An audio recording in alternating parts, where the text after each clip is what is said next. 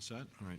I'd like to call to order the special regular meeting of the East Lansing City Council for Tuesday, July 23rd, 2024. You'll recall this is the meeting that was rescheduled from the night of the second flood, July 9th, 2024. So I'm particularly conscious of the floods as they flood my office all the time, but nobody here cares about that. So anyway, could we have the roll call, please? Councilmember Altman? Here. Councilmember Meadows? Here. Councilmember Watson? Mayor Pro Tem Singh? Here. Mayor Brookover? Here. Mr. Meadows, do you have a motion for us? I do. I would like to move to excuse Dana Watson this evening. Councilmember Watson had a business conflict, and she deserves to be excused from this meeting. I second the motion. Is there any discussion? All those in favor say aye. Aye. Aye. All those opposed? The motion passes unanimously. Can we have a motion for approval of the agenda, please? So moved. Moved by Meadows, seconded by Altman. Any discussion? All those in favor say aye. Aye. All those opposed? The motion passes unanimously. Item 1.3 is approval of the minutes of the regular council meeting of 18 June 2024. Do we have a motion or modifications? Move approval. Support. Moved by Altman, supported by Meadows. Any discussion? All those in favor say aye. Aye. All those opposed? Motion passes unanimously. We move on to Section 2, Communications. All written communications received by the council are posted on the online agenda packet, which the public can review. Item 2.2, communications from the audience. I have a slip from Nick Wright. Mr. Wright, come on up.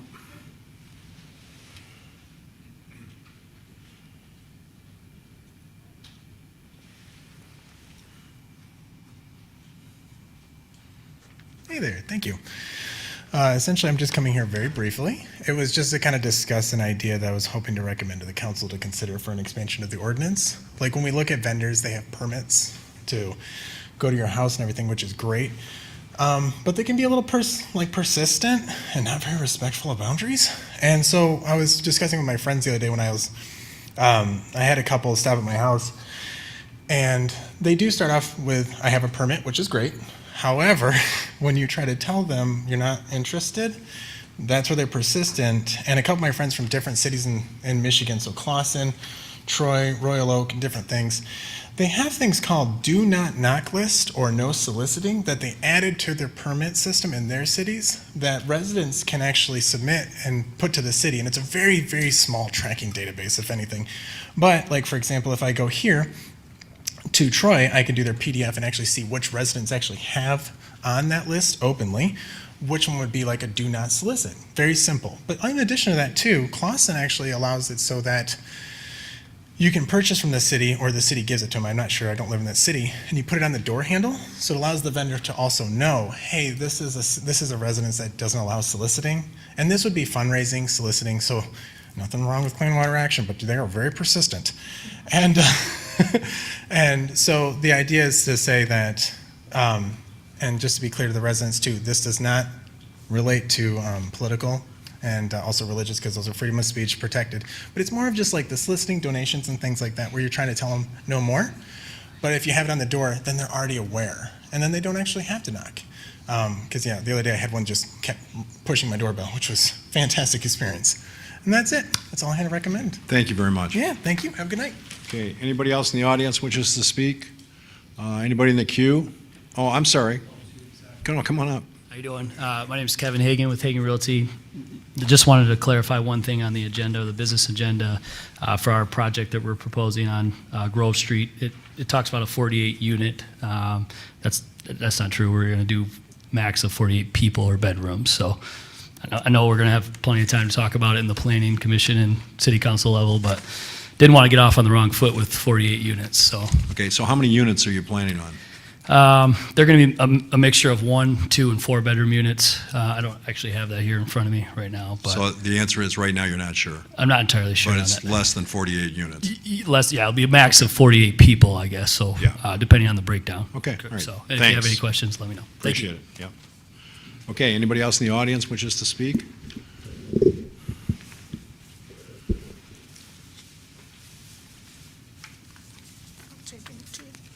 Hi, I'm Lisa Hominick from 222 Ridge Road, which is right around the block from the 700 block of Grove.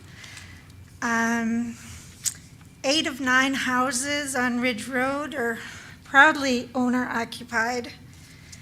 And just because, as the slide shows in the agenda report, there's an overwhelming number of rental units within that 2-block, 3-block, 4-block area, doesn't automatically mean that we ought to entertain the notion of adding up to 48 people into this density. Okay, thank you. Anybody else in the audience? Anybody in the queue? There are no colors in the queue. Okay. Oh, Ms. Stewart? I'll just be brief. I had forwarded a letter, which I believe Tammy had forwarded on to the council. I was concerned as a family member, both myself, Deborah Ann Stewart, James Stewart, and Joffrey John Michael Stewart, in regard to the subject of concerns to deny rezoning of 3 single-family residential properties on the 700 block of Grove. I'll just point out one paragraph in the letter to you, and if for any reason you didn't receive the information, I'm glad to share that. Most important to your decision this evening is to consider the need to improve the infrastructure of water, sewage, drainage, and road safety for the current residences of Grove Street before adding more building, and particularly a multiple unit, which we now know is 48 people possibly. I'm concerned because our entire 600 block of Grove Street, both the street and sidewalks were completely flooded twice in July, the week of rains for 2 days. Adding a building structure and an increase of a high-rise apartment building with 48 additional people would knowingly worsen the existing infrastructure problem. And I think it would be remiss on the part of the council to consider this without considering infrastructure of a great nature to that area. Thank you for your consideration. Thank you for your input tonight. Thank you. Anybody else in the audience that wishes to speak? Anybody in the queue now? No colors in the queue. Okay, we'll move on to item 2.3. Communications, does she want to talk? It's fine. Or does he want to talk? It's fine. It's East Lansing, Hagan, you know that. I mean, he's probably old enough, isn't he? I mean, don't you get him started young in your family, don't you? Communications from the mayor and council members. Mayor Pro Tem, do you have anything? Just want to share two pieces briefly. One, I want to give Carrie Sampson a shout out for some of the updates on the website, especially around elections information. So thank you. It looks great.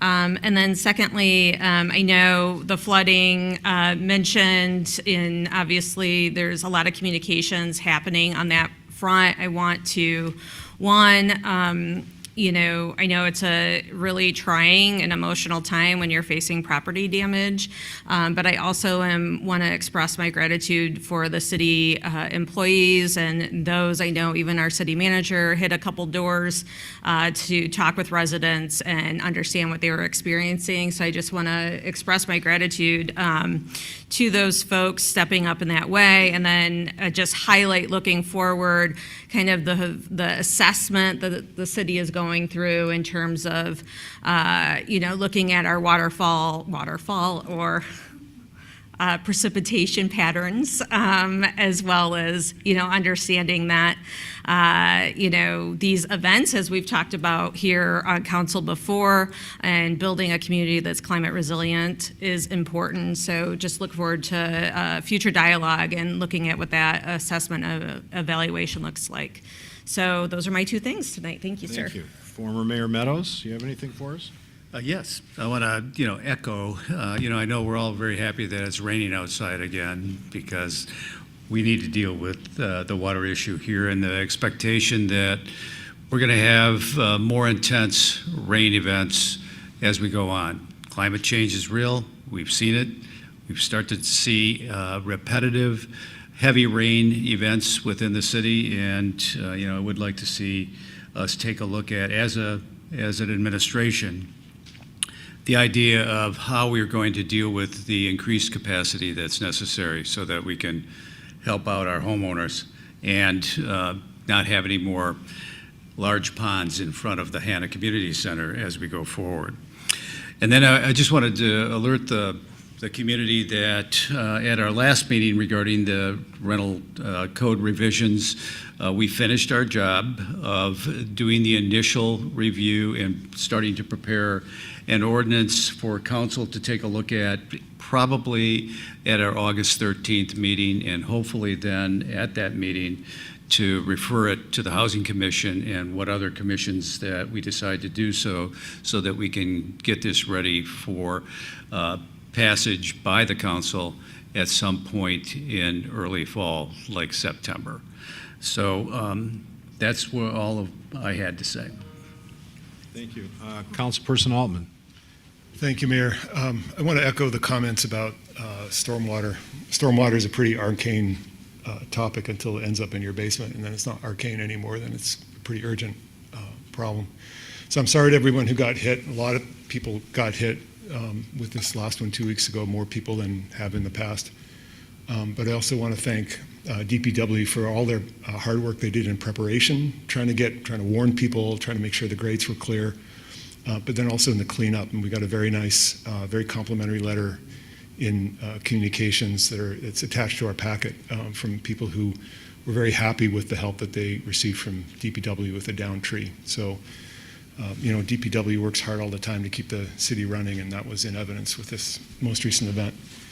The stormwater issue is really a tough one. I think maybe obvious, but I just want to say a couple of words about this. So the bottom line is that we have too much impermeable surface and not enough sewer capacity to carry the runoff from that impermeable surface for the climate change era.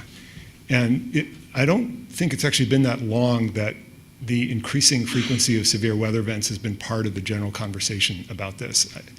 I think maybe it's only been about sort of 15 or 20 years where everybody's been sort of acknowledging, yes, these weather events are going to get more frequent. And so it means that the engineering has sort of lagged behind, not because people weren't doing their jobs, just because the world is changing faster than we had predicted. And so we're behind the curve, and it's now becoming really apparent that we're behind the curve. The problem on the one hand is if you're talking about sewer capacity, it's probably hundreds of millions of dollars to re-engineer our sewer system. That's a guess, I'm not an engineer, but it's a lot of money. We are conducting this wet weather resiliency study thanks to Cliff and the team from DPW. That's a very important planning step, but it's a planning step. We need to get money to fund the repairs. That could mean that we end up with a stormwater utility. Ann Arbor has one, but that's in limbo is my understanding because the state is still trying to decide whether stormwater utilities should be legal. It's my understanding. So there's potential legislative action there that we might be in a position to respond to, and we may end up with another utility that collects money to do things that we need to do, like deal with stormwater. We do have a backflow prevention program where the city will help contribute some funds to having a backflow preventer installed in your basement. This is actually a program we started, I think, in 2016 after a bunch of us heard about flooding in basements in the 2015 campaign. And I remember talking to a guy who said he had one of these put in and it worked very well for him. And so we started this program through the city. So I believe there's still funding available for that. And that's probably something we want to keep funding. Now that's not fixing the problem, it's fixing the symptoms, but it's potentially better than nothing. On the other side of the equation, there's the impermeable surfaces issue. And there's a limit to what we can do retroactively because we can't go around telling people to tear up their driveways and put in permeable pavement, right? We can't do that. But we can go forward with code changes to require that developments are better in terms of managing stormwater. And that involves things like green roofs, which Josh has mentioned a lot in the past, limiting parking even more, requiring permeable pavement, protecting maybe smaller wetlands than we do now, requiring more trees and developments and planting more as a city, trying to keep more parkland. There's probably lots of things that I'm missing. But a lot of this is going to require revisions to our zoning code and or building code at some point in the future, I believe. And so it's sort of a good time for this because the comp plan review process is underway, and I hope that will come up with some recommendations, especially given these recent events. I imagine that comp plan update committee will have a sense of urgency about this issue. But I will tell you that part of me wants to put a moratorium on new development in the city until we know what we can do to improve stormwater management on new sites. It's just, that's what's going through my head after these recent events. Climate change resiliency is a strategic priority for the council, but I hope that we will carry some momentum out of these recent events and start thinking about all the different ways that stormwater management can play a role in our various policy at lots of different levels and in lots of different departments. Thank you. I'd just like to thank Mr. Shambo and Ms. Irwin, who have sort of been the city manager's safe harbor when he goes to conferences and things like that. And the last 3 or 4 weeks kind of demonstrate the importance of having somebody competent here to fulfill that role. And I just want to thank you too. City manager's report. Just a continuation of some of the prior points. City staff is working on developing a July 9th rain event public open house, tentatively looking at August 15th from 4 to 9 p.m., which will have city staff and representation from an engineering firm to meet with impacted property owners so that we can get a better understanding of how they were impacted and learn more about the event on July 9th, but also the event that occurred 3 weeks prior, with the intent of bringing a report to the City Council around September 10th. It's a discussion-only meeting. So we're going to share that information with the public once we firm up the date, the time, and the format that we're soliciting that information from property owners. So wanted to share that this evening. And Thank you. forgive my interruption, but I assume as part of that, when you do schedule it, you're going to guarantee that to the homeowners that there will be no rain that night? I wish I had that authority or just power. a thought. But yes. Isn't that in the charter for the city manager? I thought that was in the charter. Excuse my interruption. Go ahead, please. I'm good. Thank you. Okay. City attorney report? My items are on the agenda this evening. Thank you. Okay, thank you. Special presentations, 3.1. Acting Chief Pride, do you have an introduction of a new police officer for us? I do. Thank you, Council, Mayor, Mayor Pro Tem, City Manager, and City Attorney. I want to introduce to you Officer Andrew Lyon, who was sworn in on June 24th of 2024. Officer Lyon comes from Lansing, Michigan. He graduated from Holt High School in 2016. After graduating, he went to Delta Community College, where he received his associate's degree in criminal justice, graduating in 2020. In December 2020, he also graduated from the Delta College Police Academy. After graduating from the Delta College Police Academy, he went to Ogemaw County Sheriff's Office, where he worked for 2 years, gaining experience before coming here to East Lansing.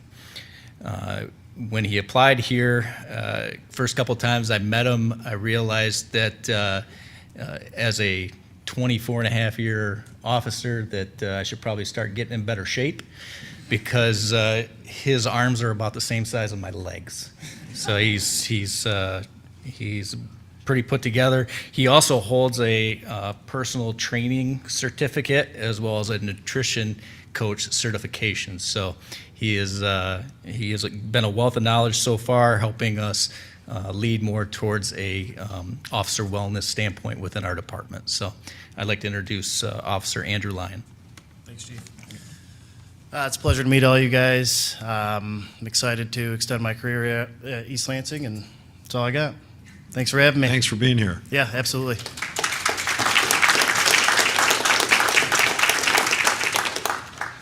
Okay, we move on to item 3.2, presentation on upcoming elections. Madam Clerk?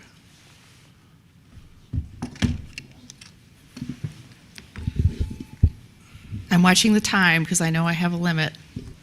Mayor Brookover. I'm not aware of any such limit. Okay, This is all a right. This is a democracy.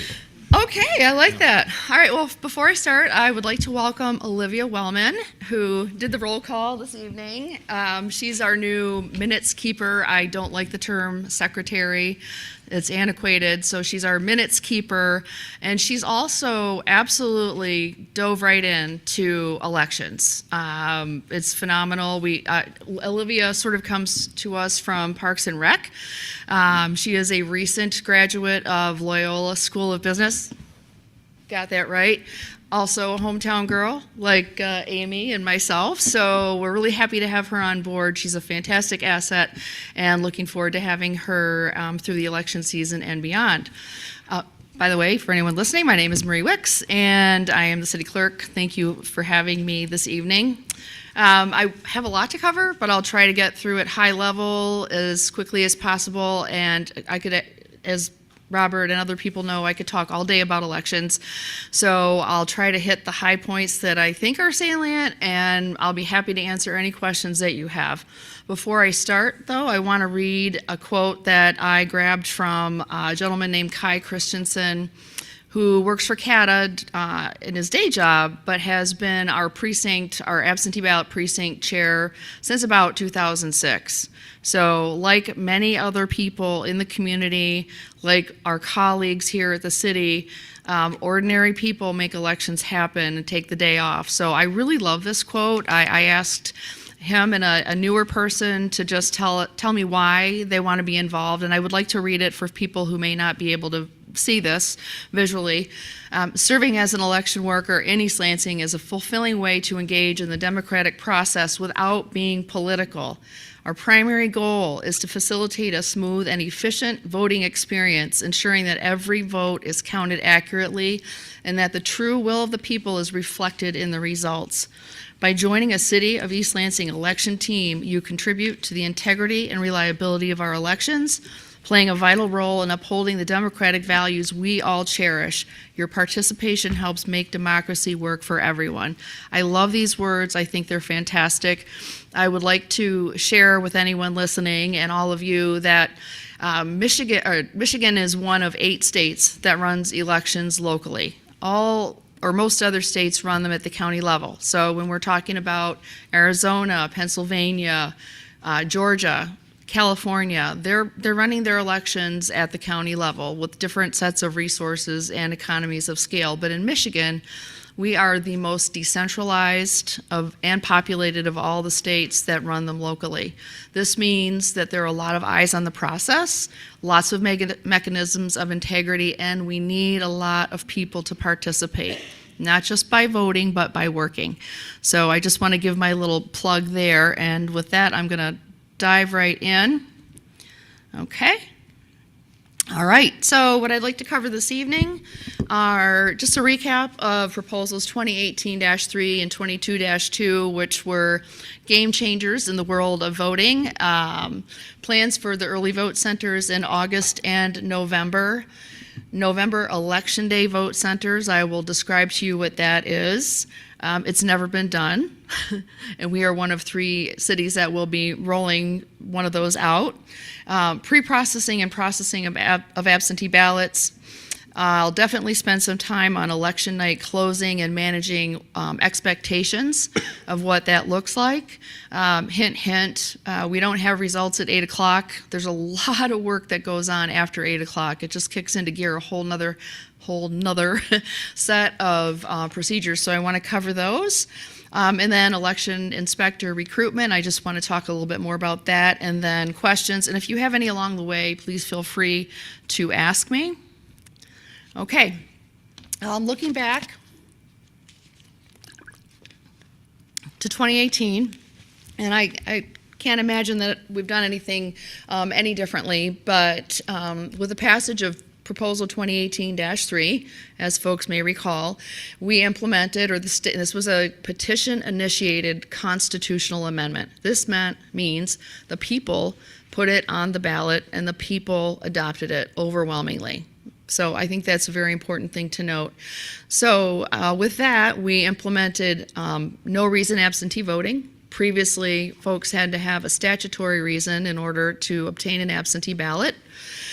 Straight ticket voting, which was litigated back and forth, which now, as people know, allows us in the general election to pick one party or the other, and all folks or candidates with that party will count towards that one oval. You can also cross vote. So, for example, if you want to hit straight party for one party, but you want to cross over for one candidate, that will count. So that's called splitting your ticket. We can talk more about that.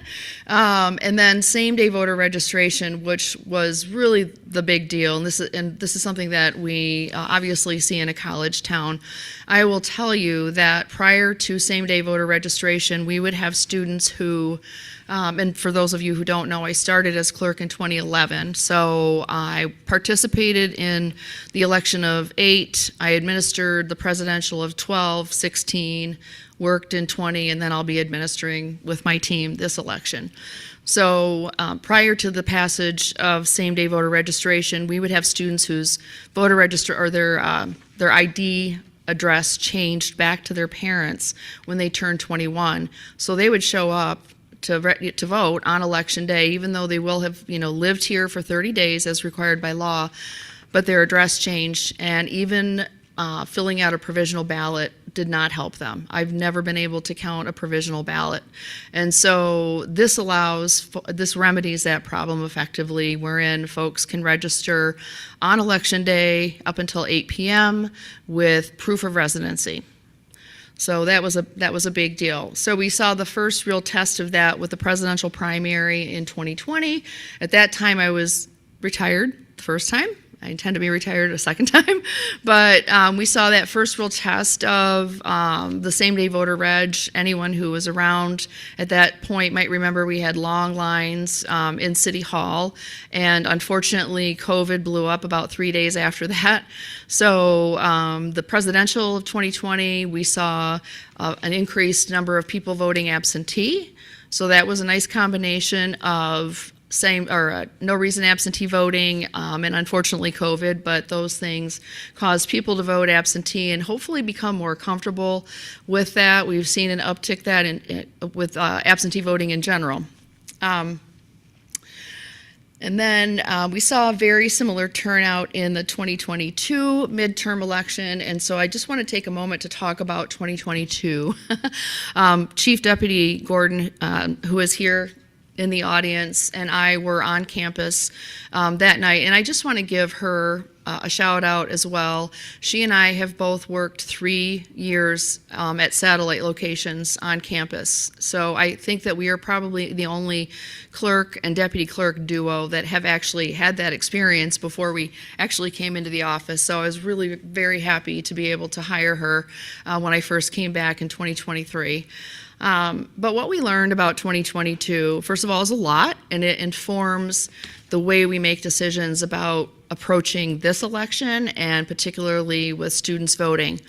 So there were long lines, as we know. The very last voter got in line at about midnight. We had an MSU administrator stood in line to make sure that nobody else got in line, and trust me, we didn't want anybody else to, because we were there very late.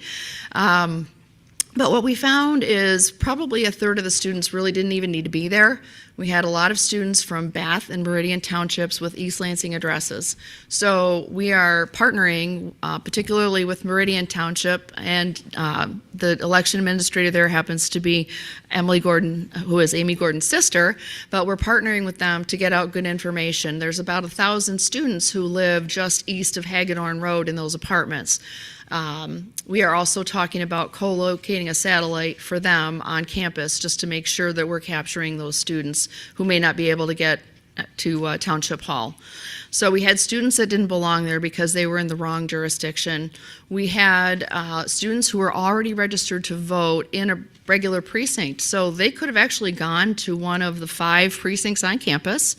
But you know what? They saw the line, they saw the pizza, and they saw the fun. Students like voting in community. They like waiting in line, on St. Patrick's Day. So this was for a better purpose. And we also know that, having myself spoken with Promote the Vote and other groups, that those groups really pushed students to vote on Election Day. So did some of the campaigns. And so we're working with those partners. Amy and I have met quite a bit, actually, I would say extensively, with ACLU, Promote the Vote, and other groups to urge them to message to folks to vote at early vote centers, because we anticipate a high number of students that are going to vote in particular. So I just wanted to cover that because, and I will give a shout out to former clerk Jennifer Schuster, who left behind a fantastic report that I've been trying to build on, and I promise I'll get that done. But we're steeped in elections as I speak. So I just thought it was worthwhile going over that sort of landmark constitutional amendment. So fast forward to 22-2. So we had all these students come out to vote, and we passed 22-2, which notably includes mandatory 9 days of early voting. And so just in case I forget, that 9 days for this election, it's required because it is a statewide election, starts on Saturday, and it will be located at 405 Grove. Parking will be in the lot just to the west of it, so east of City Hall. We'll have that marked off. There will be also handicap parking in front, accessible parking in the front. The hours will be 10 to 6, so that will be from Saturday, July 27th through Sunday, August 4th, as required by law. Other items that came along with that passage of that constitutional amendment include equitable distribution of drop boxes. I'm proud to say that we actually installed one in either 2013 or 2014 before it was the thing. Ballot tracking, paid postage, which is fantastic. I recall having students come up to me in 2022 when they couldn't get home saying, well, do you have a stamp? And I'm like, well, okay. I also have, a Kleenex rolled up in my sweater. Do I look like an old lady? But that's supposed to be a joke. But anyhow, so students don't have to worry about that anymore. I know that they don't do a lot of mail, and so that's all taken care of if they want to vote absentee. It codifies the ability to sign an affidavit if a person is not in possession of photo ID when they go to the polls. I want to comment on this because there's a lot of misinformation out there about the voter ID requirement. So you'll have a group, let's just say on the left, that will say you don't need voter ID anymore. And let's just say we have a group on the right that says the group on the left has gotten rid of voter ID. Neither of those things is true. What was done with 22-2 is to codify what we have been doing. So when a person is in line, first of all, we ask them for photo ID. We do not ask for a driver's license.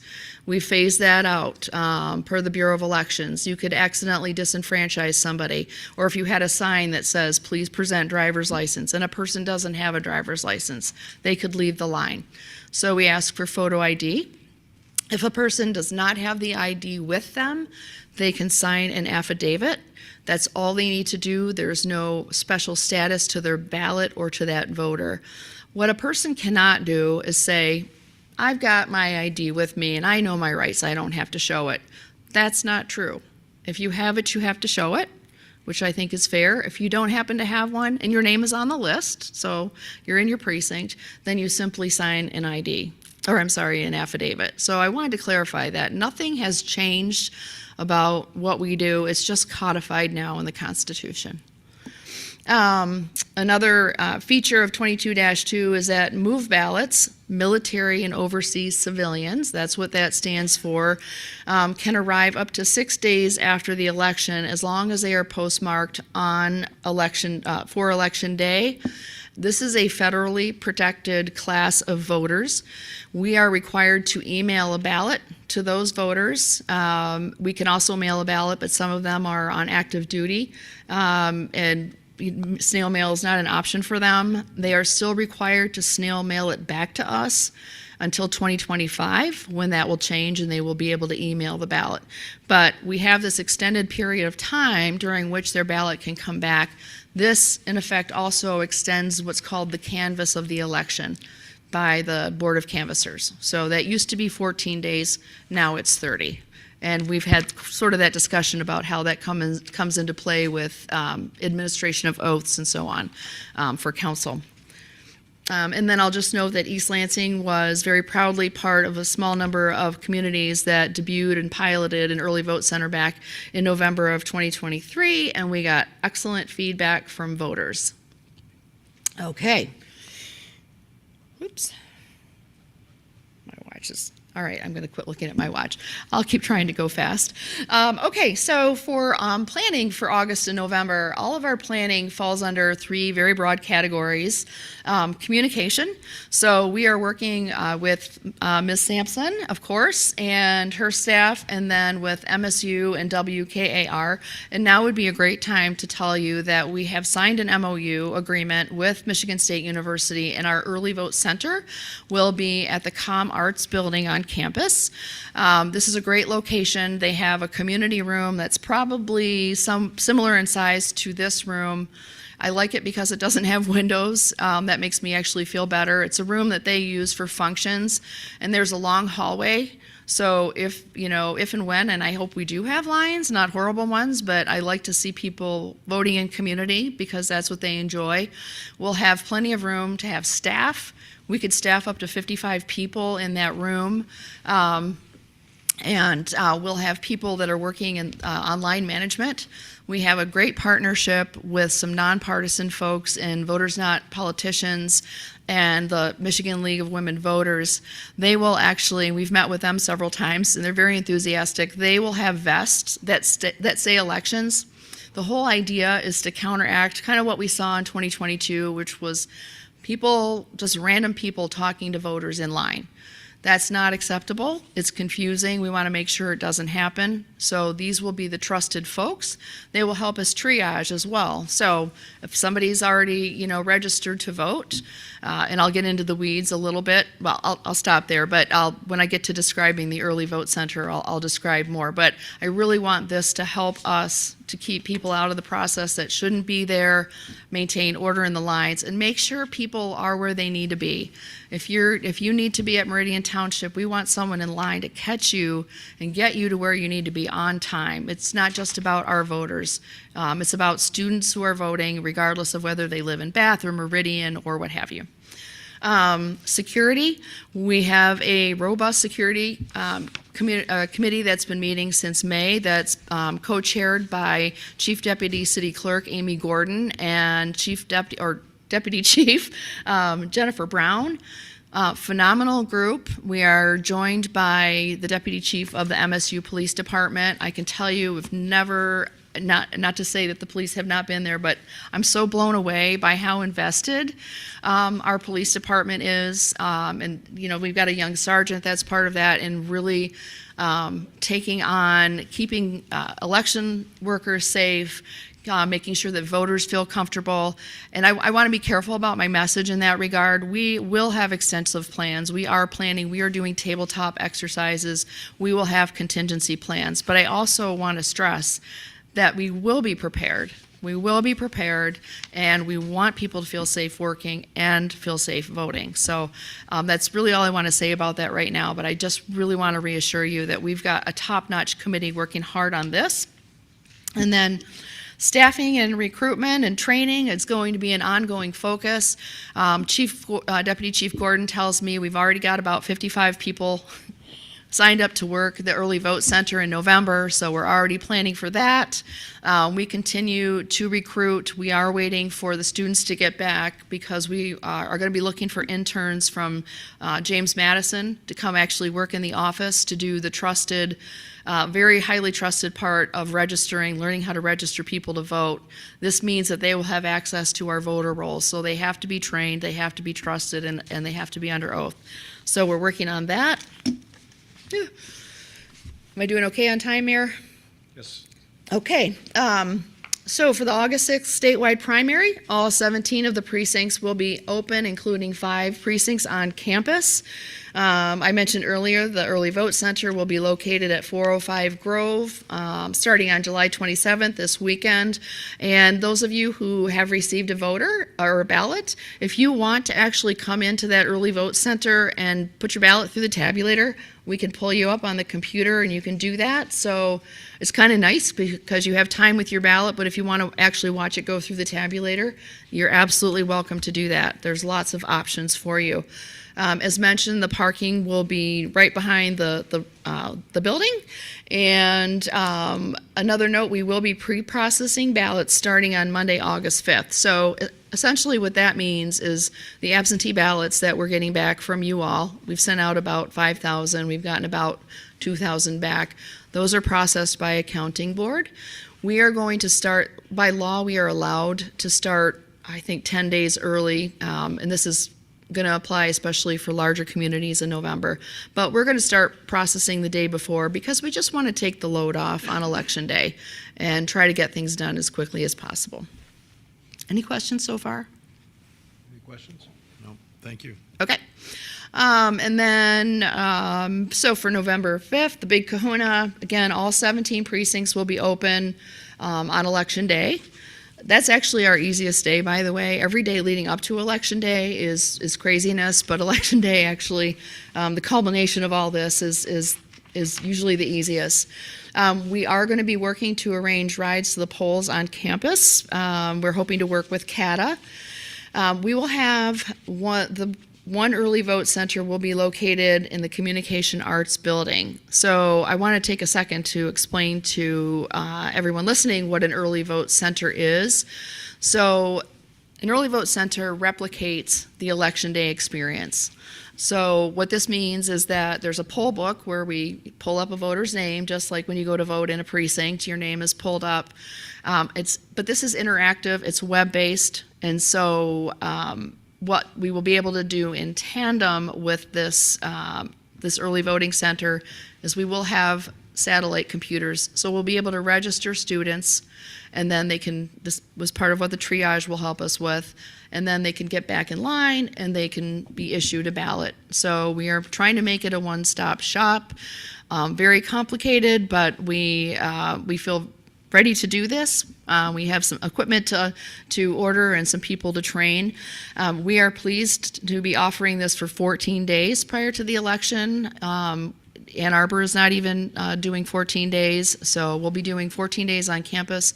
And then this will also serve, actually this very room, as an early vote center for 9 days prior to the election. Most students actually live off campus, so we are hoping again to encourage students to come in and vote early. And again, they get to tabulate their ballot versus in 2022, coming in on campus, registering to vote, getting an absentee ballot and handing it back to me. That's not really very exciting. So we're looking forward to this. And then again, we will be processing absentee ballots as permitted by law for pre-processing. And then we are one of, I believe, only 2 other, Ann Arbor and Detroit communities. Because we have registered 500 or more people on Election Day in the past, we are eligible to conduct what is called an Election Day vote center. So, and I have it on good information from our friend Mr. Grebner that we may have 5,000 or 6,000 people that are going to wait till a few days prior to the election. And this is what we have seen in the pattern of students voting, that they do wait. And which is fine, absolutely legal. We want to be ready for them. The Election Day Vote Center will be just like the early vote center, but on Election Day, people will be able to register to vote and put their ballot through a tabulator. This is a game changer for us because by them being able to put their ballot through a tabulator, we don't have to check those ballots in and take them to a counting board. So in the weeds a little bit, but I want to just give you a high-level idea of what we're doing. Again, I'm very proud that we're doing this. Never been done, so we get to be at the forefront. Okay. I'm going to skip to the next one. So let's just talk about, sorry, I've gone way over. What happens when the polls close? Because I just want to make sure, I'm talking as fast as I can. I do want to manage expectations because at the end of the day, there's a lot of stuff that happens after the polls close. So at the precincts, the workers there have to balance things out. They have to make sure that the number of people voted matches what's tabulated. They have to bring their memory devices with election results back here to Hannah, which, by the way, is the hub of elections. We'll have a precinct in that gym, one here, counting board upstairs, and then receiving teams in the other gym. So they will check out their results. Very important to mention that early vote center tabulators, and for November we'll probably have around 7 of them.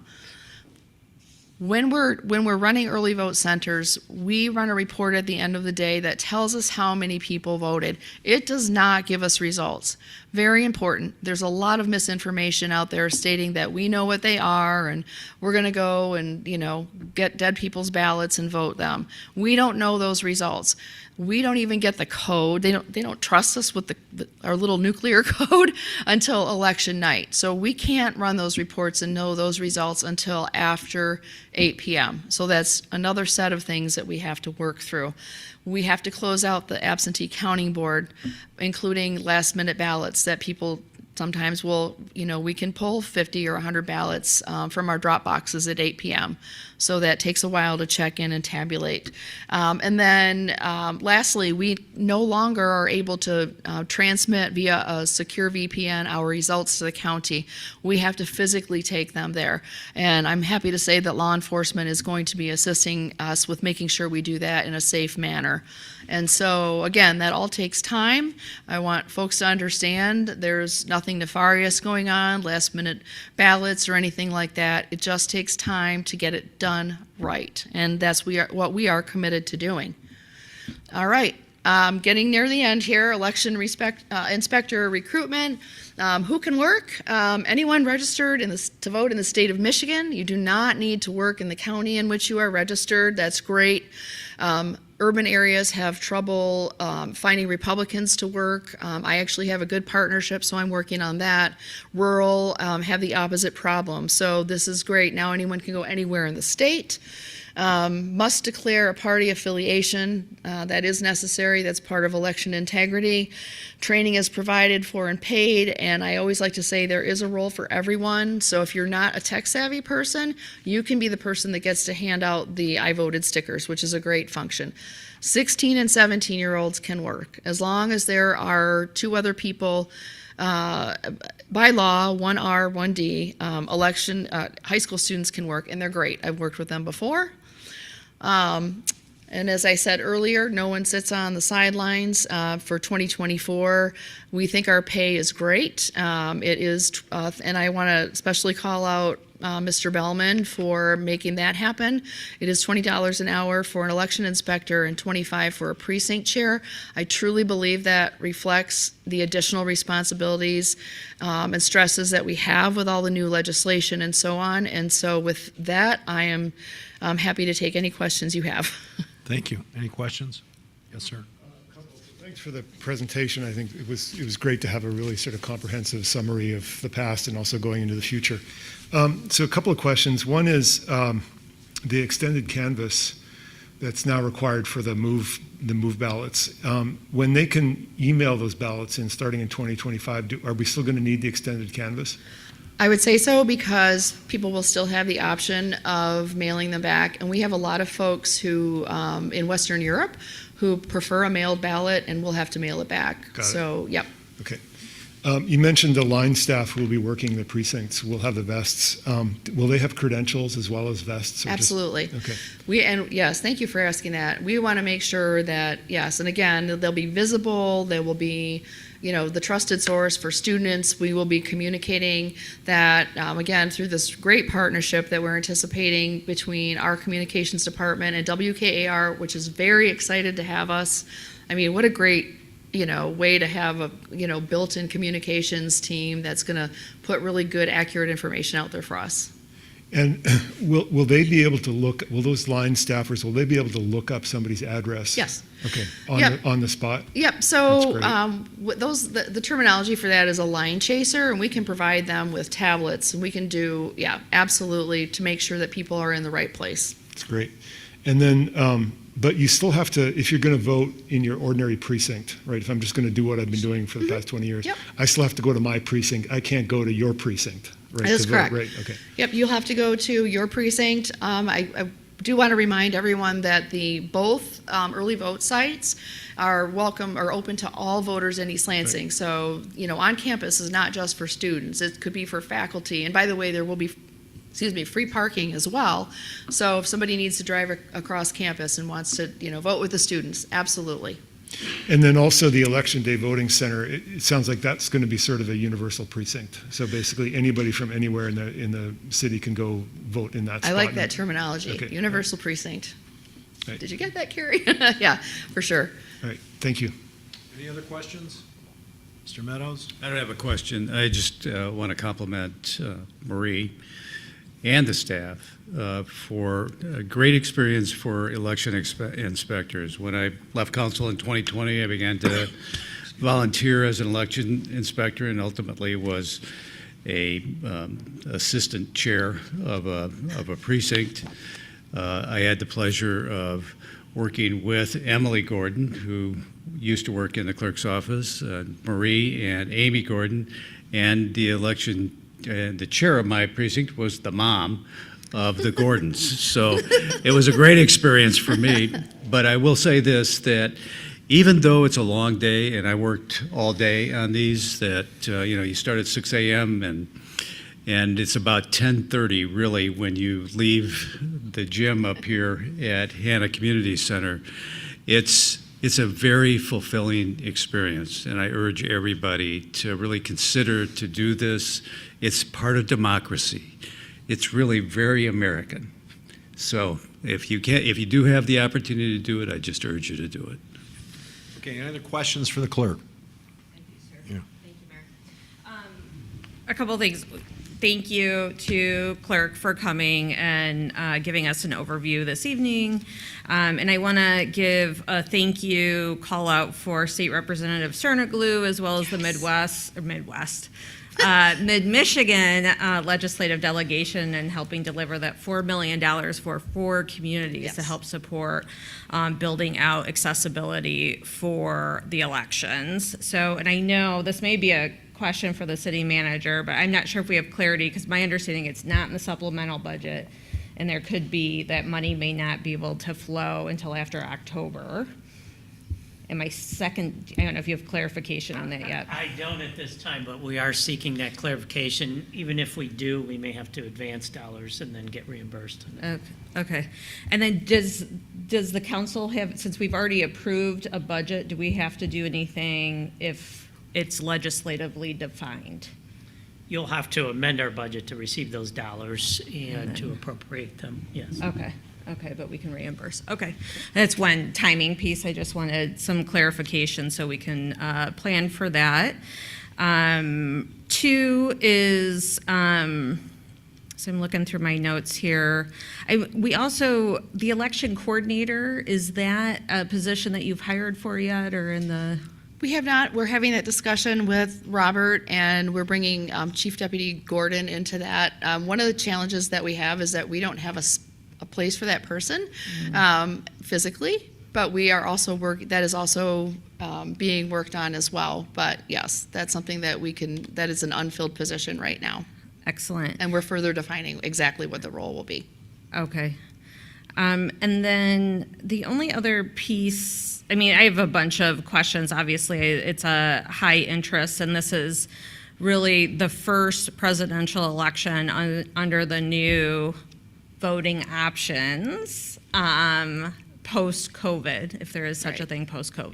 Yes. So it's I understand that it's daunting, and so I again want to commend you and the team for all the work that's gone into staffing plans and beyond. And then the recruitment, that's exciting. You've already have the 55 people identified for November. How is recruitment going for August?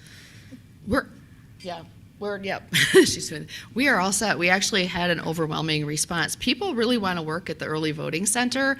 That's also a great training ground for election day, and that's a very popular spot. So we're great for August. And again, that's where I have a training tomorrow. So we did our AV County Board training last week. So we're in the training phase and testing equipment phase right now. Okay, great. And then last call out, I want to give Michigan State University a shout out as well. Absolutely. For not only committing, with the early voting center, but they've also committed to doing 30% recruitment for volunteers. So, and however that can look moving forward, ensuring they're deeply invested in staffing. So hopefully that's going well. Yeah, and I've actually asked Sue Webster for the opportunity to speak to one student group a week on Wednesday afternoons, if she can help me to do that, so I can talk about voting rights and voter education and that kind of thing. So, and recruitment. And then pre-approved, this may be on Carrie Sampson's list, but pre-approved communications plan between MSU and us, and however the clerks want to, divvy up that. Is that also working okay? That's on, yes. Yep. Yeah, we're ongoing. Okay. Yep. Okay, excellent. And then the last thing is a question, and I know council colleagues have volunteered in past elections, but, what can city council members do to be helpful? Well, you're not on the ballot, so you're all welcome to work in a precinct. George is looking at me like, no. Something more to do. I didn't know I could do that. Absolutely. If you're not on the ballot, you're more than welcome to work. Eric and Mark have both served as precinct chairs and co-chairs, so, yeah. Eric and Mark are a lot more popular than I am. It might be kind of onerous to have me in your polling place. I will train you. I don't think training's the issue, frankly. Yeah. Thanks, Marie. Thanks Well, for your thank time you tonight. for listening. I know I went over, and yes, thank you. A big thank you to our legislative contingent for getting those funds. All right. Okay. Mr. Bellman, consent agenda. Let me just interrupt. So, and Marie, the bullet, the presentation you had will be on the website, correct? The city website? Good. Okay, thank you. Mr. Bellman. So for tonight's consent agenda, 4.1, approve a resolution recognizing July as Parks, Recreation, and Arts Month in the city of East Lansing. 4.2 is approve the purchase of a polystyrene densifier in the amount of $63,200 and authorize the city manager to sign applicable purchase order. 4.3 is approve a parking agreement with the Local Development Finance Authority to offset costs related to parking for tenants of the Technology and Innovation Center. 4.4 is approve a resolution celebrating the 70th wedding anniversary of Dr. Eugene Parnell and Yvonne Parnell. 4.5 is approve a resolution celebrating the 90th birthday of Irene Sturdivant. And 4.6 is approve a resolution acknowledging July 2024 as Americans with Disabilities Month and Disability Pride Month. And 4.7 is approve a street closure for the National Night Out Touch a Truck event on Thursday, August 8th, Library Lane, just beyond library entrance, around bend to Grove Street, just before the path to East Lansing High School, from 5:30 p.m. to 8 p.m. Thank you. May we have a motion? So moved. Moved by Meadows, seconded by? Second. Second by Mayor Pro Tem. The former Mayor Pro Tem. Well, I recognized her second. So, any discussion? All those in favor say aye. Aye. All those opposed? Motion passes unanimously. That moves us then to the Section 5 of the agenda. We have two public hearings. The first one has been withdrawn. That was 5.1. So our first public hearing is 5.2. a public hearing to consider ordinance 1527, an application from George F. Ide Family LLC and Leo Brown Group LLC to rezone a 2.29-acre vacant parcel immediately north of and to be combined with 3512 Coolidge Road from A, DeWitt Township Agricultural, to B1 General Office Business District. Sir. Thank you. So this property is, as you mentioned, just north and east of 3512 Coolidge, which is just to the south and east of the intersection of Coolidge and Coleman, north side of town. This was transferred from DeWitt Township to East Lansing by 425 in 2001 and retains its current DeWitt Township agricultural zoning. The applicant has the property just to the south that would be intended to be combined with this parcel if rezoned. It's currently zoned B1. It's a Brightwell geriatric psychiatric facility. And the B1 zoning would be required in order to expand that facility, which is what's intended. So the previously adopted comprehensive plan identifies this property as R4, which is a residential district, but one that does allow, or I should say a residential designation, one that would allow for extended care facilities like the one that's currently existing at 3512 Coolidge. So the comprehensive plan would support this rezoning. The B1 zone district, which is the intended rezoning, would match the existing zoning to the south and west to be combined with. This is supported by the zoning ordinance and the comprehensive plan. The Planning Commission reviewed this proposal in November of 2023, and at which time they had a public hearing and no comments were received in support or in opposition. The applicant requested a delay after that, but returned to the Planning Commission in March, at which time the Planning Commission unanimously recommended approval by the City Council. Can I answer any questions? Questions from council? Yes, sir. There's a project envisioned for this new parcel, Yes. but we're not considering the project tonight. That's correct. Right, so the project would have to go through the Planning Commission That's correct. en route to us. The question tonight is to change the zoning of the property. If the zoning is changed to the B1 as requested, at that point the applicant would apply for approval and go through the process to expand their facility. But tonight, the only request is for rezoning. Any other questions? Yeah, I Mr. just want Meadows? to confirm, there is no application pending for a building on this site. Correct. The application is to rezone the property, and then future would be a combination, and then the application to expand the building. Any other questions? Okay, therefore I declare the public hearing open to consider ordinance 1527, an application from George F. Ide Family LLC and Leo Brown Group LLC to rezone a 2.29-acre vacant parcel immediately north of and to be combined with 3512 Coolidge Road from A, DeWitt Township Agricultural, to B1 General Office Business District. Other than the applicant, is there anyone that wishes to address the council on this matter during this public hearing? Seeing none, does the applicant wish to address the council?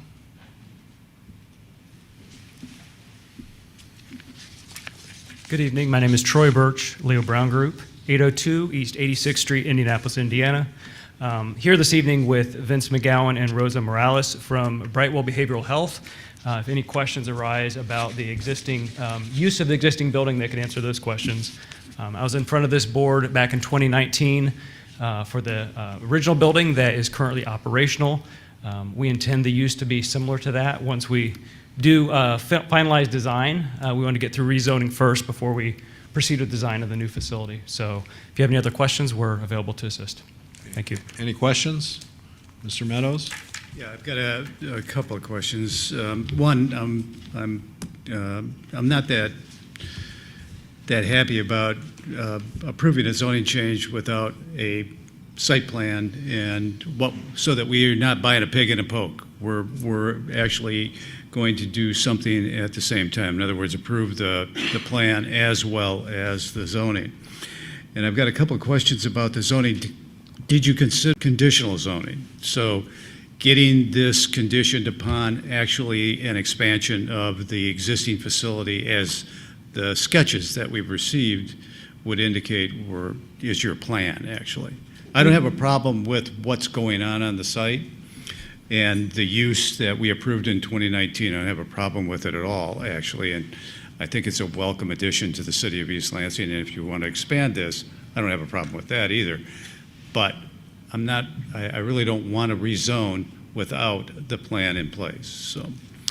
Did you consider a conditional rezoning? We did not at the time. With our Plan Commission hearing, we were represented by legal counsel David Pearson. He has since retired. That was not anything that I believe was discussed by staff at the time. I think what makes this unique is the shape of the parcel. It's very narrow for the expansion of this particular facility. It's only 80 feet wide at the road, so I don't think there's any way that anything could be built other than the expansion of this building. And this expansion would cover only property that you currently own or that the IDES currently own? It would be the parcel that we currently own on the existing building plus the expansion parcel. The expansion would kind of go over both of the property lines. And I guess this would be a question for staff, because if we're going to rezone this, why wouldn't we just rezone this up to Coleman Road so that the entire parcel back there is zoned appropriately? Because the request was made by a private party for this property only. The question is, do we have the authority to actually rezone, using this application, rezone to Coleman Road?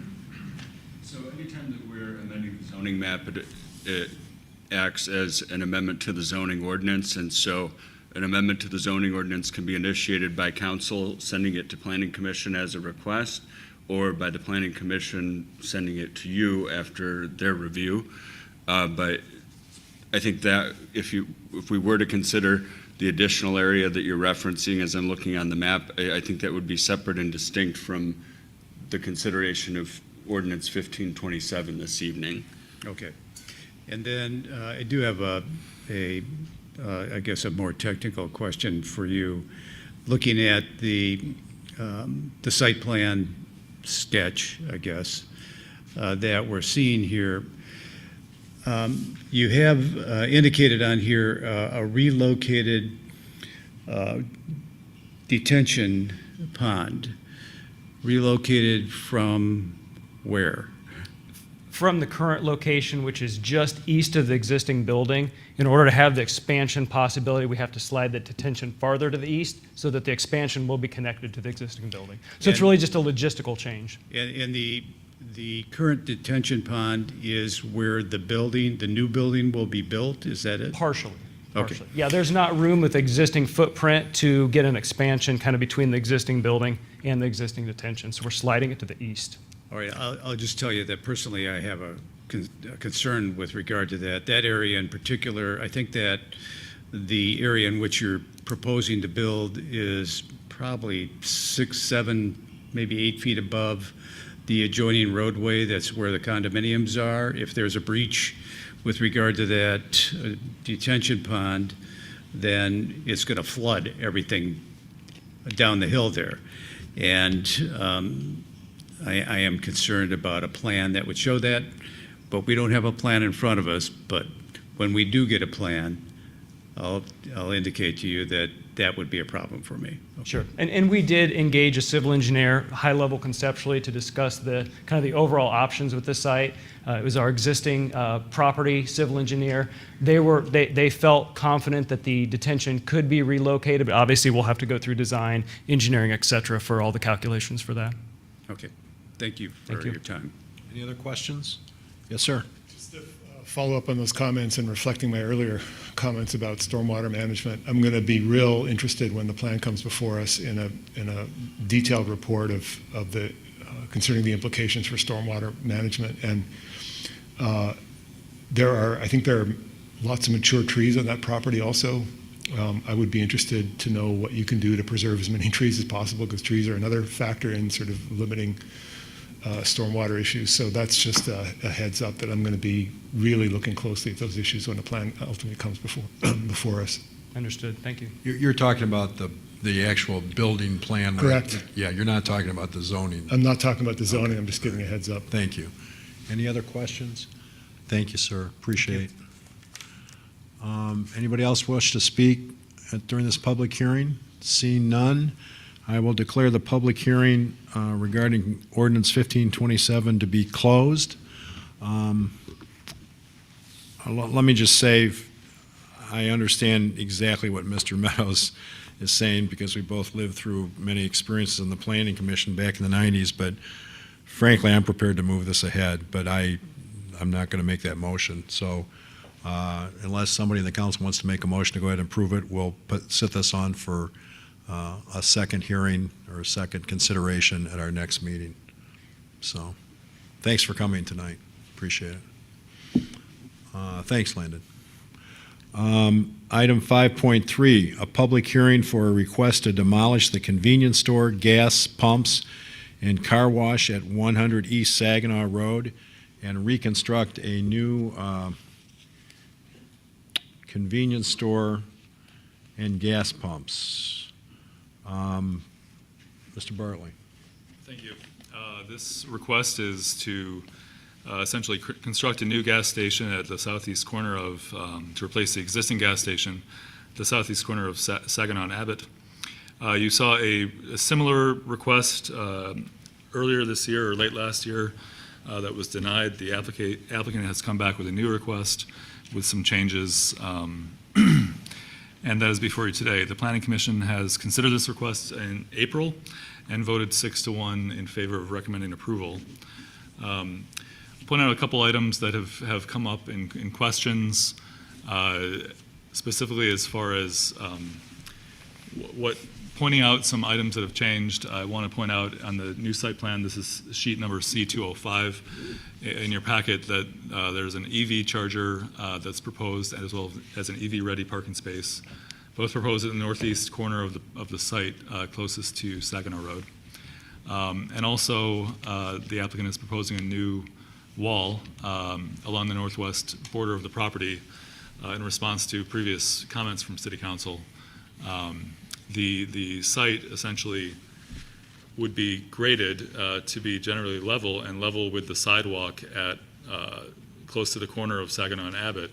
There's a slight increase in grade in the clear vision area, which is MDOT right-of-way, that would go up just a foot or so to the wall. So you'd have a little bit of a grade change, and that's existing grade. The applicant is proposing to remove the existing building and in its place have grading and pavement. So there would be a screen wall that would somewhat obstruct the view of the fuel pumps from the intersection as requested by council. Otherwise, no changes are proposed to the grading closest to the intersection in the existing clear vision area. Can I answer any questions about this proposal or anything that I've said tonight? Questions from council? And the applicant is here. Anything from council? Okay, I will declare the public hearing open for a request to demolish the convenience store, gas pumps, and car wash at 100 East Saginaw Road and reconstruct a new convenience store and gas pumps. Is there anybody from the public that wishes to address us with regard to this matter? Yes, sir. Hello, Josh Ramirez Roberts, 1431 Old Mill Road. I've spoken on this before. I know that the council has seen this before as well. My general complaint about all of this is in large part due to the way that the building's been treated since the new property owner has taken over. I'm not going to pretend as if I don't have. My family friend used to own this building, so you know. I understand it's not necessarily the Four Seasons, but the idea that we need to tear down every building that might have the slightest problem. To quote Dan Bowman, the greenest building is the one that's already there, right? We don't need to do all of this. I do think that, once again, it's not an architectural marvel, but I do appreciate not having to stare at the gas pumps whenever I'm driving down the road. And I understand that although they're working with the berm, there'll be some kind of grade. It won't necessarily offer that same kind of obstruction. So I'm not a fan of it. Thank you. Okay, anybody else from the public wishes to speak? Does the applicant wish to speak? Yes, sir. Council members, my name is Steve Whitty from Netterveld. We're the design engineers. With me in attendance is Jason Barris from American Gas and Oil. He's the owner of the site, as well as Chris Meyer from Warner Norcross Judd. First of all, thank you for your time and consideration regarding this request. I know you did see this project a few months ago, so I won't go over everything. I'll just highlight, I guess, the changes that have been made per the comments that the City Council had at the last time that we were in front of you. Landon did go over those as well, but then I've got a couple more things to add. The biggest thing that we heard when we were last here, as the neighbor had indicated, was screening of the pumps and the activity. The original design that was in front of you a few months ago, we had basically eliminated the grading in the clear vision corner, didn't have any type of screening other than landscaping. So the biggest change that we had is we added a retaining wall or a screen wall just south of where the building is now, the front part of the concrete.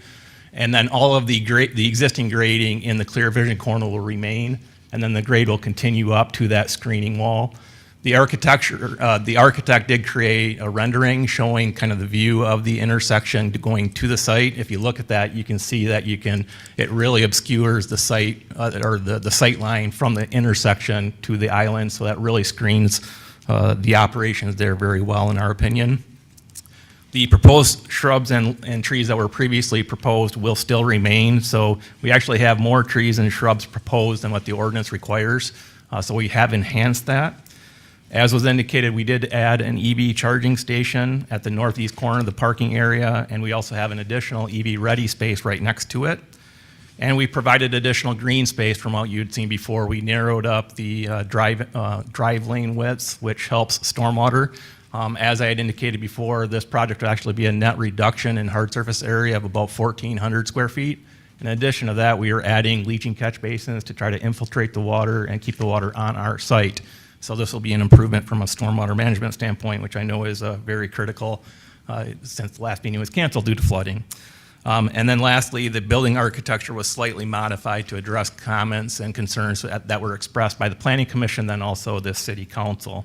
And then I guess the last thing I will say is, as I kind of indicated before, in my opinion, the important things to consider on this request is the gas station and the car wash already exist. They already are operational. I believe we're in front of you because we need a special land use to ask for a gas station. The gas station is already there.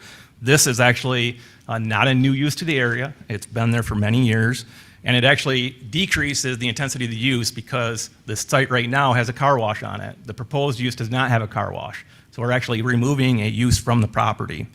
The existing building has a 4-foot concrete wall in front of it with no landscaping in front of it. The proposed wall will be 4 foot further off the road than the existing concrete wall, and landscaping will be added in front of that new wall. So, and then the new wall that will be added will be faced with stone, so it'll be an attractive wall. It won't just be a blank wall. The front edge of the proposed canopy, it will be approximately 33 feet south of the existing concrete wall, so you're further off the intersection. And then the project eliminates one of the 2 drive entrances off of Abbott, so it provides a safer entrance to and from the site. And then I'll also point out the project meets all of the zoning ordinance standards. So setbacks, parking, architectural design, screening, there's no variances that are being requested as a part of this project. And then lastly, I will say that the adjacent buildings are set further off the road. They have their parking in front, the building is behind it.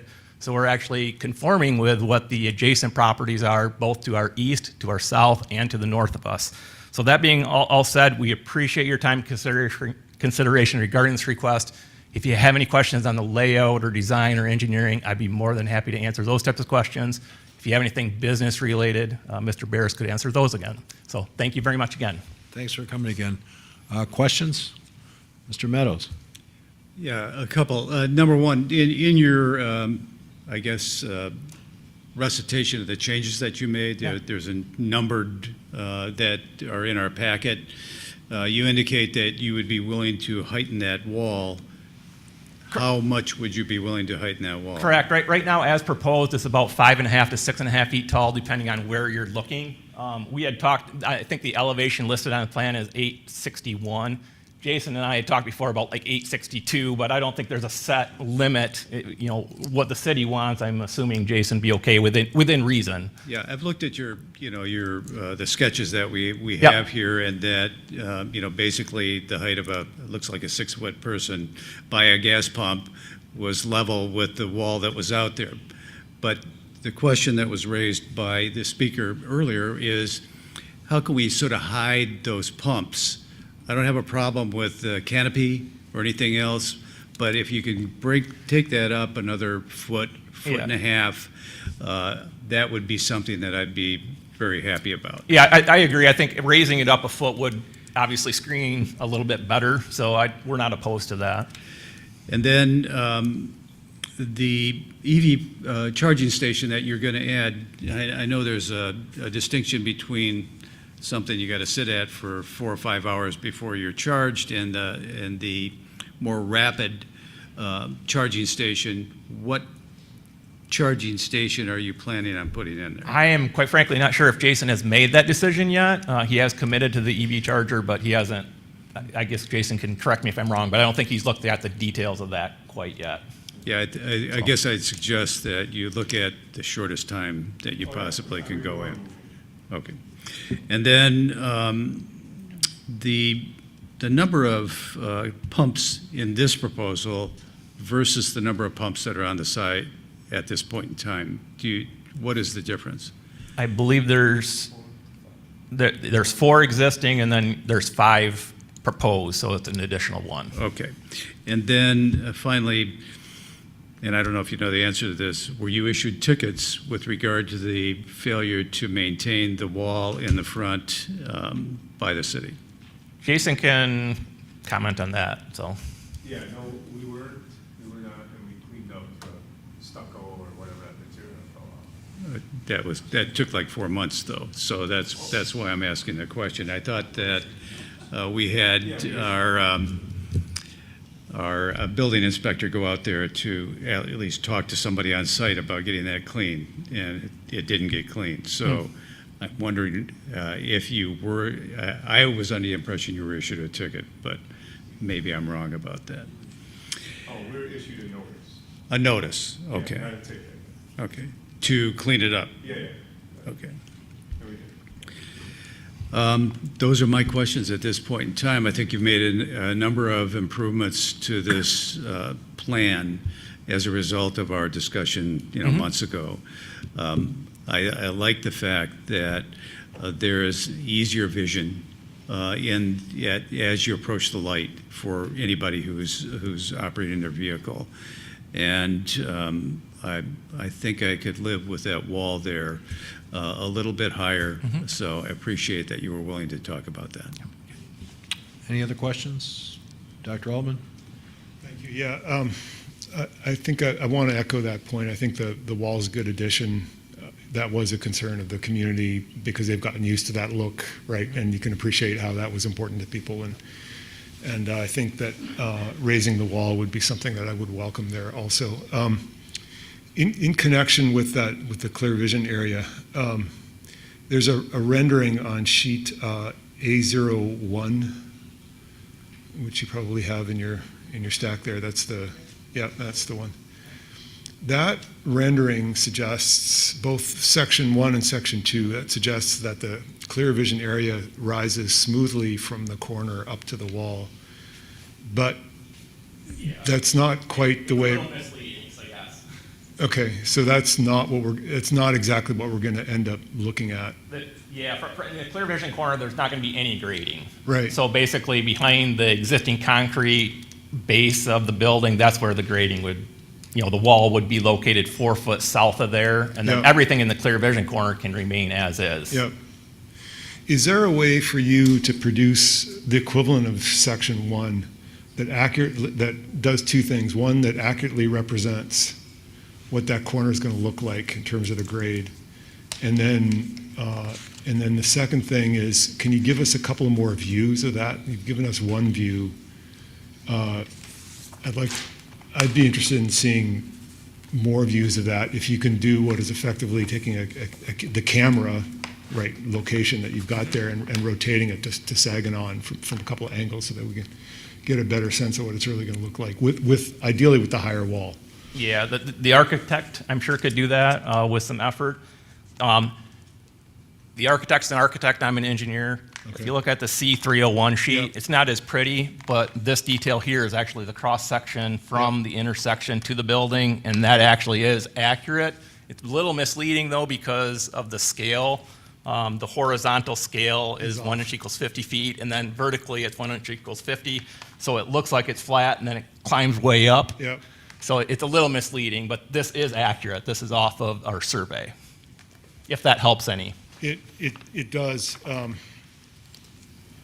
guessing that all on that sheet C301, I'm guessing that the heights are all to scale relative to one another. It's just the horizontal thing that is not to scale. It's to scale, but the horizontal scale is different than the vertical scale, because otherwise you'd need a gigantic piece of paper. So I would be interested in seeing a more comprehensive rendering of what that's going to look like. As I say, I appreciate the changes, but I think we need a little bit more information, at least for me, a little bit more information to see what that's really going to look, what people are going to be seeing there on a daily basis. So that was the one issue I had. The other issue I had is there's a condition that's in the agenda item report right now. It's condition 12 on page 11 of the report. And the last part, it's about sidewalks, which you're probably familiar with. The last part of the condition is to add a 5-foot sidewalk shall extend from Abbott Road, public sidewalk, to the entrance of the buildings. And is that, I'm looking at your drawing, I don't see how you're going to do that. It actually wasn't ever shown on the drawing. That was something I think that staff might have added from a previous proposal. Yeah. And the way I read it, the sample motion, so to speak, was it had stated if the council wants it, it'll be added. So that was one thing we were actually going to, if we had a discussion with you, we were going to ask you about if we need to do that. We prefer not to, so. Yeah, I don't see just looking at the site plan, I don't see an obvious way to make it happen. Yeah, it would be difficult. We'd probably have to lose a parking space, and then we'd have to take people, through the width of the paved area, so it'd be a little difficult. Yeah, and you're crossing the two major traffic things, so I'm not sure that that's, but I did just want to clarify so that we're all on the same page. I'm not necessarily interested in that, and I would certainly be amenable to amending that condition to take that out. Those are my only comments. So, thank you for responding to our changes. And I'm sure that your attorney did much better in accounting and numbers for attorneys than I did in law school, and I'm sure he probably has an engineering background. So please assume I'm the stupidest person in the room. And so I would like to see, because I don't think we're going to vote on this tonight, I would like to see, because I'm guessing the architect in this day and age has a camera that he can move around using A01 that you showed us. And you guys are talking about some of these discrepancies. And I would like to see, before we have a final vote on this, I would like to see that camera move all the way around the site, all the way around in a 360, so we can see everything. And I understand that you can talk to this scale thing, and Dr. Altman's better on numbers than I am, and so you guys start talking about that stuff. I don't understand any of that. I need to see a picture, please. And I'm going to harken back to something Mr. Meadows said in a prior hearing, which is he and I sat on the Planning Commission, and we would look at these things and assume something was going to look like something, and then when it got built, it was astonishing how different it looked. So I need to see pictures that are accurate pictures of everything. And specifically, what I'm most interested in is this combination or ratio, if you will, between the berm and the wall and the tops of the pumps. And I think the more you can do to obscure that, the better it's going to be. And I think it'll frankly be more accepted by the public. And unlike Mr. Meadows, I detest the canopy, but I realize that in this day and age, that's the way these things are built. So anything you and the architect can dream up to somehow obscure that canopy, go for it. But I do appreciate everything you guys have done to change things around, and I just need a little more visual information before I vote on this. Does that make sense to you? Yep. Okay. And I appreciate you guys coming. Any other questions? Yes. Go ahead, Mark. Follow-up question, because I want to, it's really more for staff. But I do want to know, the 8-foot sidewalk proposal that was put on there, is there some indication that we're going to expand the Abbott Road sidewalk south of this site with an expanded 8-foot sidewalk? No, not Okay, presently. all right. So I don't have any problem with us removing, that, because we're not going to do that. I mean, even though it says if and when, what's the point of having it in there if we're really not considering that? We do have a general policy that on major streets that we're going with 8-foot sidewalks now, but it isn't, we're not going to retroactively tear up Abbott Road all the way to downtown because we just don't have any place to put those 8-foot sidewalks. So that I would say when we do get to this, we might want to take a look at removing that particular provision. And then another question, this was like a 6-to-1, is that what I remember you saying that? What was did the one no vote indicate why they thought this should not be approved? Not particularly. I can answer that. The person who voted no was very much into the history of architecture, and she liked that era of architecture. So that's why she voted no. Okay, well, It's my understanding. We all love the fact that Al White built this gas station the way that he did. But it did get altered after it was originally approved anyway, because it had a pond out on the corner, which didn't work out real well. So we need to, I agree that we don't do anything tonight. I think the mayor's suggestion of a 360 would be very good. And I just want to make sure that that heightened wall shows up in that, okay? Yep. All right. Yep. I just want to, while I was supportive in the prior meeting, I think my colleagues have made some excellent points, and the additions that you all have made through this process, I think, enhances this for the community support that we want to see. 1, 2, just a comment, and you can throw this to the birds if you want. But I don't know if you can recycle or if it's worthwhile recycling those rocks. I know you have brick on your wall here. I don't know if it's worth it or not, but just something in terms of what people are used to seeing now, if it makes sense. Okay. Like I said, you can throw it to the birds. You mentioned that you had added a couple of retention mechanisms in there. Could you point out those on your drawings? Oh, stormwater? Yeah, stormwater. Yeah, Yeah. it's on the sheet C300. Okay. So I'll point. I don't know how well you can see me pointing, but they're basically catch basins. So but they're leaching catch basins. So there's perforations in the side, let water bleed out. So there's a total of 1 here. There's 2, 3, 4, and 5 that I'm showing. And those are just right in the pavement? Correct. It's underground. You don't see it. Okay. It's a catch basin, but there's holes in the side of it, so water can bleed out. It doesn't all leave the Got it. system. Okay. And then just the second thing I wanted to note about the condition on the sidewalk issue. So the condition we're talking about is condition 12, and it's got 2 components. One is the applicant shall construct an 8-foot sidewalk along Abbott Road if and when there's one to the north and south. I don't have a problem leaving that in there because it doesn't hurt anything.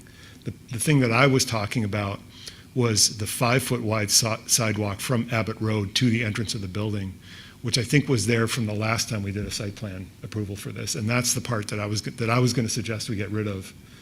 But I would like to keep the rest of condition 12 in there because it doesn't hurt anything and it could help at some point in the future. So if people are amenable to that, then maybe we could amend that condition to that effect for the next time we see this. Okay. Anything Looks like else? we'll have to have a discussion on that. Fine. Okay. Anybody else from the applicant want to speak? Thank you. Thanks for being here. Thank you. Thank you all. Thank you. Thanks for coming. Anybody else want to speak during this public hearing? Seeing none, I declare the public hearing for a request to demolish the convenience store, gas pumps, and car wash at 100 East Saginaw Road, and reconstruct a new convenience store and gas pumps to be closed. This matter, I presume, will be on our next regular council meeting agenda. Thanks, gentlemen, for coming. Appreciate all the work you put into this. That moves us to the business agenda, and item 6.1, I candidly, this sort of got by me. I didn't, well, anyway, item 6.1, I mean, I'm prepared to just table that until our next regular meeting, unless somebody wants to talk. with you. Okay, so I move we So take. defer it, not table it. Defer it, thank you, Mark. I move we defer item 6.1 to our next regular meeting in August, and that date is August 13th. Second. Moved and seconded. All those in favor say aye. Aye. All those opposed, motion passes unanimously. That moves us to item 6.2, consideration of memorandum of understanding between the City of East Lansing and the Downtown Development Authority, DDA, for the DDA Executive Director position. Oh, I'm sorry, Ms. Pope. No.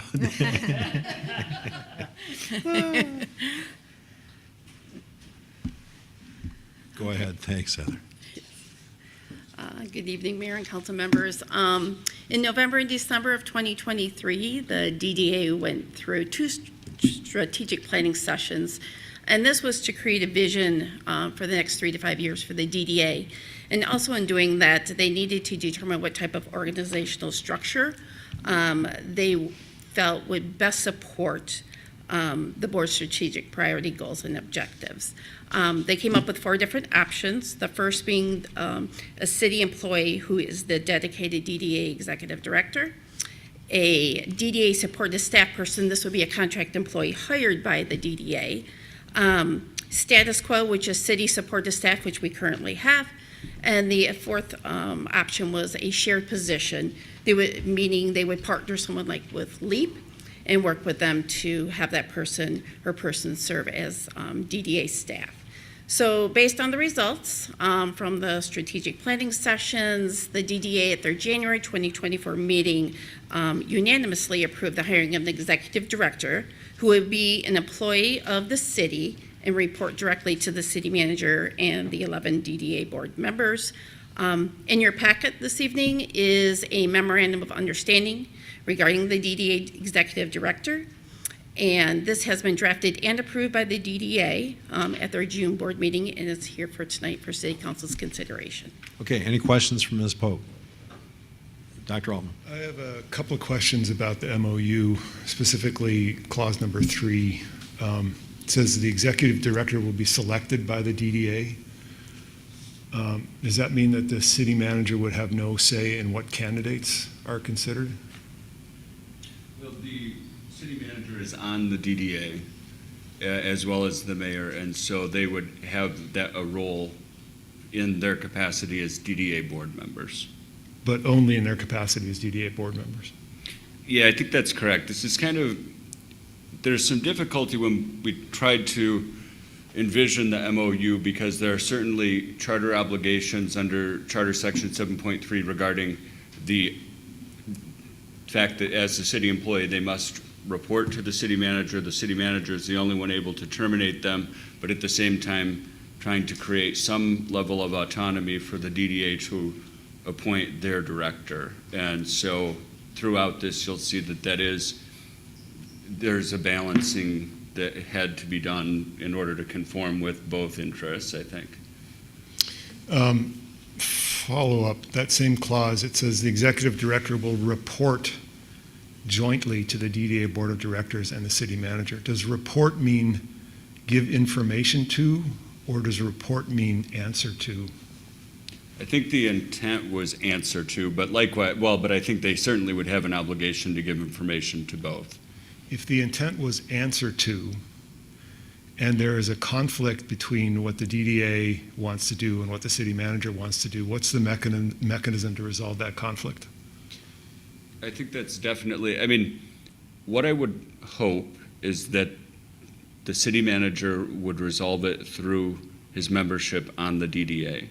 But under 7.3 with the ultimate authority of the city manager to unilaterally terminate the person because they have decided to employ the person as the DDA director, as a city employee, that complicates it. It does. And there was a lot of conversation on the DDA for going on, I mean, since my tenure, I mean, a couple of years now, they've talked about whether it would be a direct employee, whether it could be a consultant, or whether they would use the city manager, or I'm sorry, city employee being cost allocated over to the DDA. And so I think there was an understanding of those concerns when they went this route.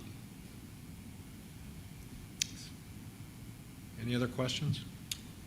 Yeah, I guess I don't understand completely how we could set this up in the manner proposed by the MOU, and that we would still be in compliance with the charter. So the fact that the city manager and the mayor, sit on the DDA really just doesn't take care of the problem, because the city manager could be outvoted on the DDA at any one time.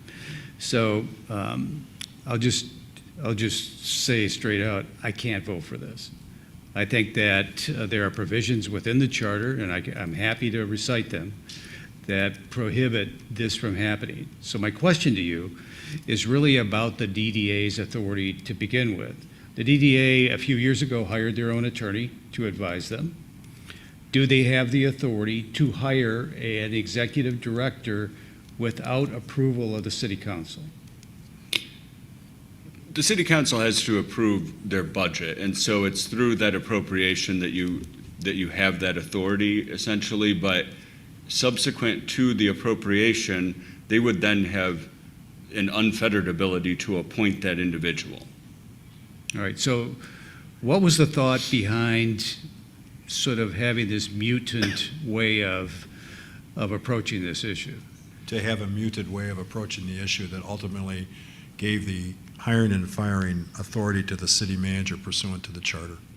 Well, that wouldn't be pursuant to the charter because it's shared with the DDA. No, actually, I disagree with you, but I move to defer this until our next meeting and ask for an opinion letter from the city attorney acting in his role as attorney for the city rather than the DDA in terms of all of these issues. I'm really not excited about discussing his legal opinion in public at this point in time, and I don't think that's well advised. So I'll move to defer until our next meeting. Okay, but let me ask this question. Ultimately, we're going to discuss his opinion in public. So I guess I'm not understanding why that would be a concern, but I don't have a problem with asking the city attorney to issue an opinion with regard to the legality of this approach as set forth in this MOU, so that we can have that on the record.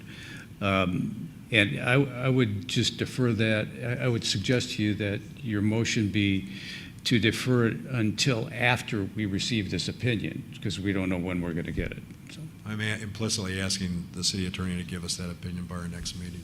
So my motion is going to stay the same. I don't have a second, so it's not going to get seconded. So. I'll second. Okay, so it's moved and seconded. Any further discussion on the motion? Okay, all those in favor of the motion say aye.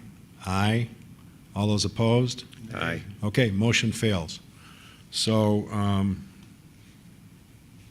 I guess we have nothing more to do on this topic tonight unless there's another motion. So we'll report back to the DDA that the city council at this point is unwilling to approve this. Is there another motion? Okay, seeing none, we'll move along to item 6.3, introduce and refer to the Planning Commission Ordinance 1537, a request from Hagan Realty Inc. to conditionally rezone 743, 755, and 765 Grove Street from R2 Medium Density Single-Family Residential District to RM32 City Center Multiple Family Residential District for the construction of a 48-unit multifamily residential building and associated parking. Mr. Barley. Thank you. So the request, as you mentioned, is a rezoning request. This is to be introduced tonight. The the request is to introduce this, to refer to the Planning Commission for their initial review and public hearing. I just do want to mention, you saw a similar request from the same applicant last year. Some responses from the City Council when that rezoning request was denied was to see some plans and potentially consider a conditional rezoning request and have a little more detail as far as what the plans were. So the applicant has responded to that with a conditional rezoning request now on 3 properties rather than 7, and with a apartment building up to 48 bedrooms. And I wanted to just clarify that the notice language, the language will say bedrooms and not units. The intent was not to have units, but the applicant is seeking up to 48 bedrooms. Are we okay, Tony, with, I mean, we're introducing and referring this ordinance, but I think the ordinance wording has to be changed somewhat, correct? The ordinance wording is correct. The notice Okay. in the agenda item report had the error. But the Okay, notice, so we'd be ordinance okay to language is proceed? correct. Okay, questions? Any questions? Do we have a motion? I move that we refer to the Planning Commission Ordinance 1537, a request from Hagan Realty Inc. to conditionally rezone 743, 755, and 765 Grove Street from R2, Medium Density Single-Family Residential District, to RM32, City Center Multiple Family Residential District, for the construction of a 48-unit multifamily residential building and associated parking. Second. Is there a second? Any further discussion? Yes. Go ahead, I'll be voting please. no on this, and I just want to explain why. Number one, it looks like, although one of the Hagans was willing to step up and indicate that it's going to be 40 people, not 48 units, this is one of those things where I just feel uncomfortable. It's, again, I hate to use the phrase, but buying a pig in a poke. We really don't have a plan. We don't have anything pending before the Planning Commission to approve the buildings that would go on this site. I don't want to make a zoning change like this without having a plan, at least processing through the Planning Commission. So I'm going to vote no on it. Okay, any further discussion? Dr. Altman? Vote no on this also. So the plan is detailed enough in my mind that that I know that I don't want to support this. There is a residential, owner-occupied residential neighborhood right across the street from this along Ridge Road. And I want to protect that because our owner occupancy rate in the city is under 40%. We need to not let that drop any further. And 48 bedrooms of what is likely to become student housing across the street from that is not something I can support. So my specific reasons for voting no on this is that the density allowable under the proposed zoning district exceeds that which is intended in the city's master plan when considering the overall site. The uses allowed under the proposed zoning would be more intense than those permitted in the existing or surrounding zoning districts, and the existing R2 zoning district is compatible with adjacent and nearby zoning districts and is a common zoning pattern for interior lots within blocks fronting Bircham. Okay, any other discussion? I do want to Go ahead. make sure we understand. So, a conditional rezoning is very specific in that it's allowed under the MZEA and specifically under Section 1405, which is 125-3405. And it does specifically provide an allowance for an individual to make an offer in writing, which they have done to amend the zoning ordinance. And as a result, it's nothing about, it does not impair your ability to ultimately vote against it. But I think that if it was done with the opinion of the Planning Commission and their review, then the city is in a better spot. Okay, any other discussion? Yeah, can I ask a follow-up? Sure, go ahead. Could I ask you to elaborate? What more can you tell us? I mean, about your so there comments? was a recent Supreme Court case that was just last year, and in that circumstance, the City Council approved a conditional rezoning without it going to the Planning Commission, and they said that was in fact impermissible. I believe that was the Township of Mayfield. This would be the inverse, and so it hasn't been reviewed by a court, but again, we would have the additional input of the Planning Commission prior to making that final determination, is all I was saying. Okay, all those in favor of the motion say aye. Aye. All those opposed? Aye. Okay, motion fails 2-2, Meadows and Altman against. Mayor Pro Tem and the mayor in favor. Okay, we're at the end of this agenda. Do we have a motion? Motion to go into executive session? Closed session, yeah. I will move that we go into executive session for the reasons stated on the agenda we approved. Item 7.1 on the agenda? Yep. Okay. Is there a second? Second. Okay, moved and seconded. All those in favor say aye. We did a Excuse me, roll- I'm sorry. Roll call vote, please. Sorry. Councilmember Altman? Yes. Councilmember Meadows? Yes. Councilmember Watson? Mayor Pro Tem Singh? Yes. Mayor Brookover? Yes. Okay, folks, we'll be adjourning to closed session. I suspect that we'll be coming back and taking no other action other than to adjourn the meeting after our closed session.